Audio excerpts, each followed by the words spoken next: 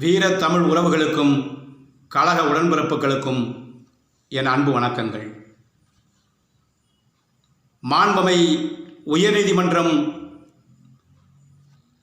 திருப்பரங்குன்றம் மலை உச்சியிலே தீபத்தூணிலே தீபம் ஏற்றலாம் என்று உத்தரவு பிறப்பித்தும் இதுவரையிலும் நீதிமன்றத்தினுடைய உத்தரவை பின்பற்றாமல், நீதிமன்ற உத்தரவை மதிக்காமல்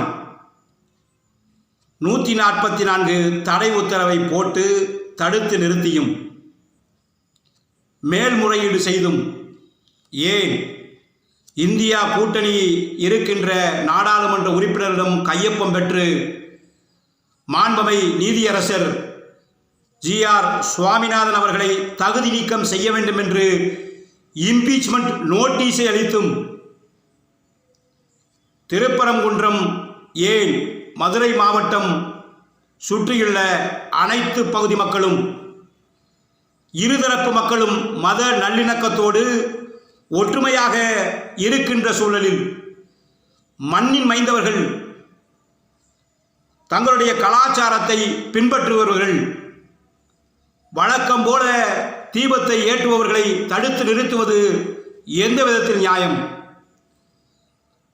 சந்தனக்கூடு திருவிழா நடத்துவதற்கு மலை உச்சியிலே சிக்கந்தர் தர்காவிற்கு இஸ்லாமிய பெருமக்கள் சிலரை அனுப்பி வைத்து கொடியேற்றுவதற்கு அனுமதித்த காவல்துறை, மலை உச்சியிலே அதுவும் மாண்பமை நீதிமன்றம் உத்தரவு பிறப்பித்தும் இங்கே இந்து மக்கள் மலை உச்சிக்கு செல்ல நேரிட்ட போது அவர்களை தடுத்து நிறுத்துவது எவ்விதத்தில் நியாயம்?